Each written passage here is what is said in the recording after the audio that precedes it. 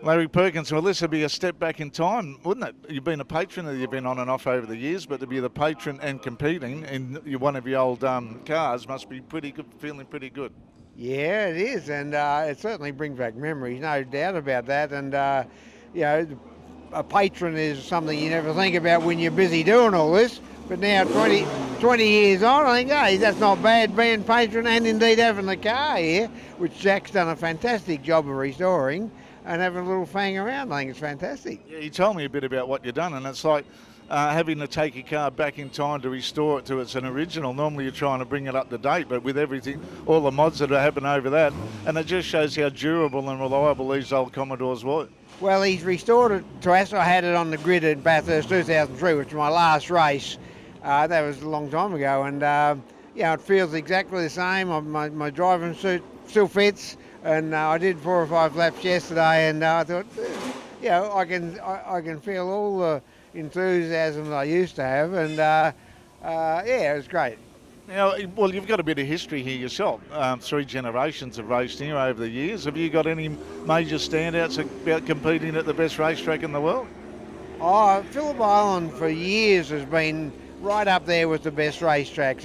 It's got a great layout, over the hill there in the MG, high-speed corners onto the straight and the end of the straight. It's a fantastic track, and it goes back many years, as you would know. I don't know when they first raced here, but it's an awful long time ago. And my dad used to race here in an open wheelery car he made.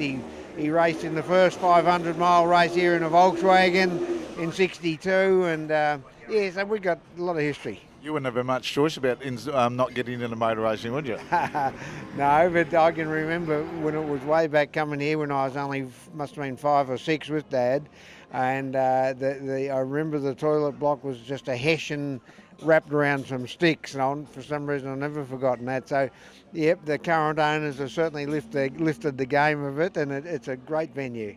Are you nostalgic for the old days with you see the way modern racing's going?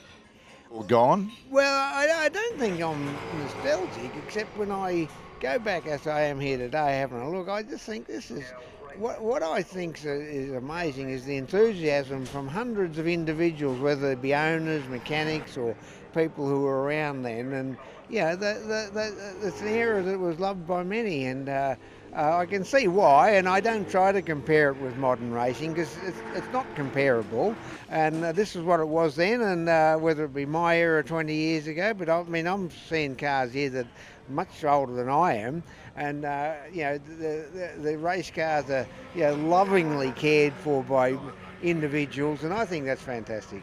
I think the crowds are reflecting that because of the interest in these older machines that, the old BT Brabhams and all that are there, the Elfin sports cars, the Formula 5000s, and it's bringing out a lot. I've noticed even now today there's a lot of young people coming along with their granddads or parents have a look as well. Yes, that's right. See, the difference with today's show is more about, we've got to make it good for TV and blah, blah. Back and now for old cars, it's, hey, this is what our act is. It's old stuff. You either like it or you don't like it. And a lot of people like it, and I think it's fantastic. Will you be driving it like you stole it?